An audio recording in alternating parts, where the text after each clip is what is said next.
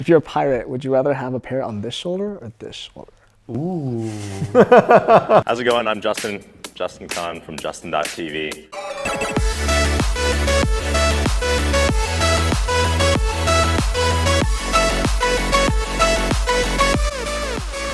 So you know I spend a lot of time talking about how to be more confident, how to overcome your fears, and the reasons why I wanted to share all these life lessons is that they've made a big impact for me in my life. And I think they could make a big impact in yours, including in the realm of dating.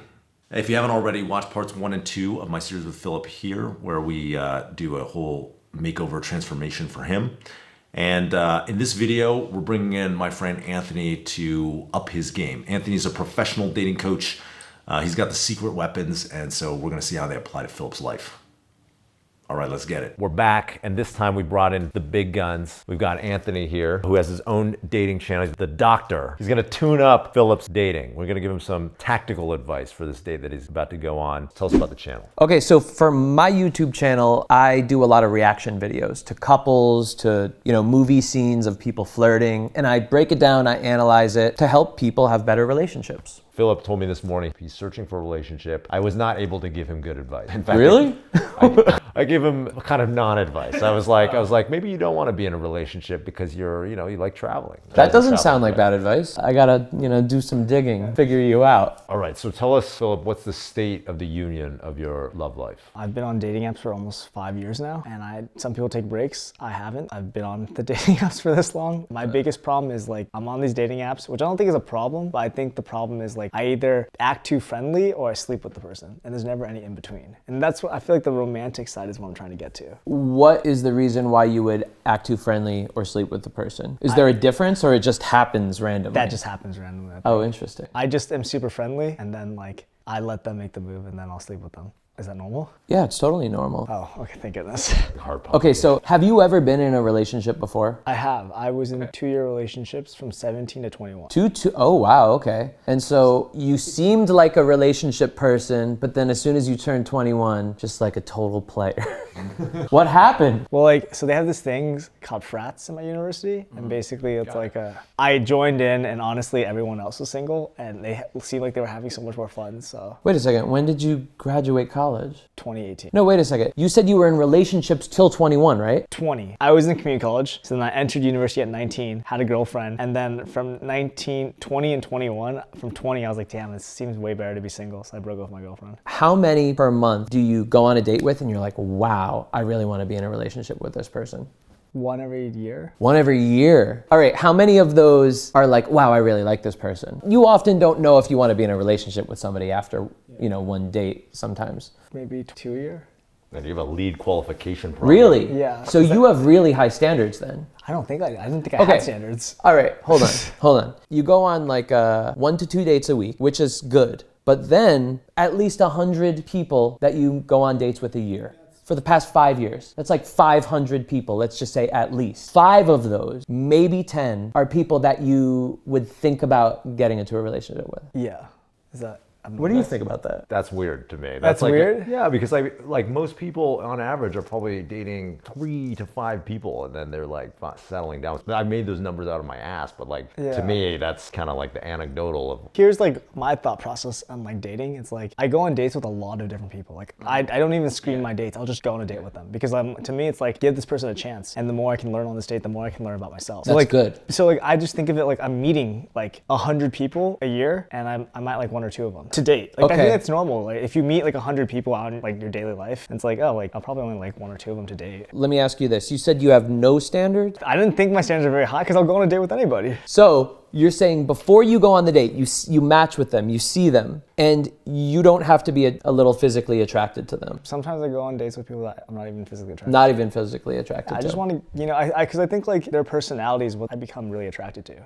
So it's what if I become attracted to them afterwards? So I have no precursors to dating. Has that ever worked? Yeah, the people that I've seen for a month or two, some of them I wasn't attracted to, and after I met them, I was like, wow, this person's so hot. Yes. I agree with you. That definitely happens. But I do think that like it should be a balance of like personality and physical attractiveness. It's but who knows? transitioned a lot in this 5 years. So like now I'm going on way less dates. I'm going on maybe like 3 a month, not even 2 or 3 a month. And I'm focusing on these people, but I haven't had any luck lately. Now, first of all, everybody has standards. And I think it is really cool, especially, around your age, you're 25, right? So like in the past 5 years, like I do think what you've been doing is great. It's exploring people. I think the 20s is a lot about exploration in terms of relationships, seeing who you like, seeing what you don't like. So that's, first of all, really great. And what I'm getting is now that you're like 25, saying, all right, I met a lot of people. Yeah. And it's like, all right, I think I want to start finding somebody to get into a relationship with. Is that right? That's exactly okay. Right. So after 5 years of going on like maybe 500 dates or more, are there now things where you go, ooh, I don't like that, or any red flags, or do you have an archetype for the type of person that you're interested in based on like this whole kind of average of all of these people that you've met? Yeah, I'd say the most important thing is someone that's like really open-minded. Yeah. Like really just doesn't judge anybody else and is like, because I feel like in life, like we're all like, sometimes like we're playing these categories that are so far from each other, but if you just take the time to understand each other, we're actually a lot closer. And someone to hit that middle ground is like really important to me. I love that you have that value. Are there like lifestyle needs that you have? Like, do you want somebody to be able to travel with you, go on adventures with you? Or is your partner going to be somebody that is like, in a nook reading books all month? What type of lifestyle are you looking for? I think both could work. Like, for example, I always wanted to have someone that would travel with me or see the world with my girl, like perfect. Yeah. But I also think to myself, like I met someone that was like really just devoted to her life and so passionate about it that was so attractive to me. And I was like, oh, like I don't mind going to travel the world and just supporting you.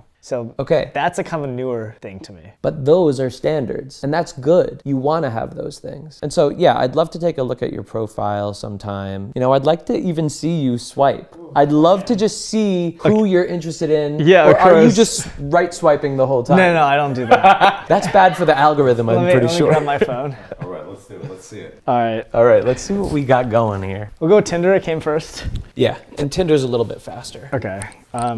This is my profile. Fuck. Okay. All right. So that's your first photo. Yeah. I mean, obviously you look freaking sweet, hot as hell. So keep going. Next one though. Great. Wasn't there a book that said animal with shirt off is like? Yeah. That's I think it was an OK Cupid post, right? Yeah. Yes. Yeah. I think so. Yes, and it really does work. Great, cool. Friends. I mean, great photos. Loves animals. Really just Too many milking animals it. now. Yeah. Now you're like, does this guy even own shirts? So now.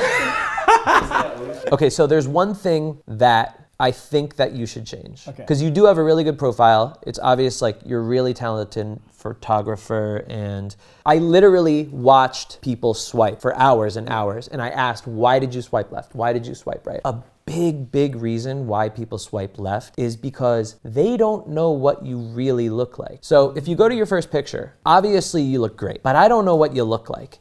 It's been said so often to me, it's like, I just want to see a clear profile shot of somebody's face. You got the headshot. Because I want to know who I'm going to go on a date with. And often when we show photos like this, it's telling people, oh, well, maybe he's hiding something. Is he insecure about something about his face or something like that? This might be a good, do you test them? Do you like rotate them, move them around? No. You gotta do that. Okay. This is a great photo. I mean, I'd say it's a little bit too much like on the nose for the first one though. Because it's like shirtless, great body, and a puppy. Do I even own this puppy? I don't know. Who knows, I found it in the Philippines. I'm just the kind of guy that ends up with puppies. But something like this actually is a little more casual. It looks like it wasn't as planned. Yeah. So this is actually really good, but the only problem is not the clearest shot of the face. And honestly, I was actually surprised at how big of a request that was from the people that were swiping. Okay. But the big things are there. I could look at this profile and have a pretty good idea, at least on a superficial level, of who you are as a person. I noticed the people that I liked the most when I would go on a date, like just being like a relationship coach, a social skills coach, when I'm on dates, they usually are like, all right, tell me everything. What is it? Like when they're kind of like interviewing me about it, it gets annoying and then I kind of lose interest. But for some reason, I love going on a date when I tell them my job and they go, oh, okay, anyway. And so So I don't know if that says anything, but that's personally what I like. What about you, Justin? I haven't been on a date in a long ass time. But that's something we'll have to talk about more long term, because that's something that I'm finding fascinating. You know, this whole idea of just influencers. And I mean, I think everyone's going to be an influencer in, 10 years, at least have a small following. So I think it'll kind of not be as big of a thing. If we could summarize the date, just first of all, do what you usually do. Own your mood, treat the person like a friend, and that's it until I say something different. Perfect. All right. This is the curveball in all this. Okay, the last thing I want to say, because you mentioned it. You said, I don't want to say anything that'll offend somebody, so I'm not as funny. Somebody taught me this 15 years ago, and I really, really loved the advice. If you have good intentions, then I don't want you to ever feel bad about saying what you want. If your intentions are to make this person feel loved, feel good about themselves, feel confident, then don't ever feel bad about what you want to say. You are never going to avoid somebody getting offended at you. It's going to happen. This applies exactly, by the way, to going to Poland and volunteering. Do you ever have any haters on your comments? Yeah, you don't seem like it. I made a video, and the video was something a long time ago at the beginning of the year. My friend was like, oh yeah, if you ever hit 1 million followers, I'll go on a date with you. And I was like, all right, that'll never happen. But then at the end of the year, I was like, wait, I'm almost at 1 million followers on TikTok. And so I was like, yeah, if you guys get me to 1 mil, we can go on this date. And then my friend was like, literally, you're the only human being that could literally beg for followers on TikTok and get 99% positive. So think about that though, you are not the type of person that's ever gonna come off creepy. And I tell a lot of my clients that because I'm being truthful to them. If I ever had a client that I thought would, I would say, don't say these things. Or at least say this in a different way. You're not gonna come off creepy. I promise you. Okay? Amazing. I love it. I'm ready to see this. You're so good, man. You're so good. Fuck, man. Yeah, thank you too. Oh, thank you. Thank you so much, man. I appreciate it. Of course, buddy. Yeah. Wait.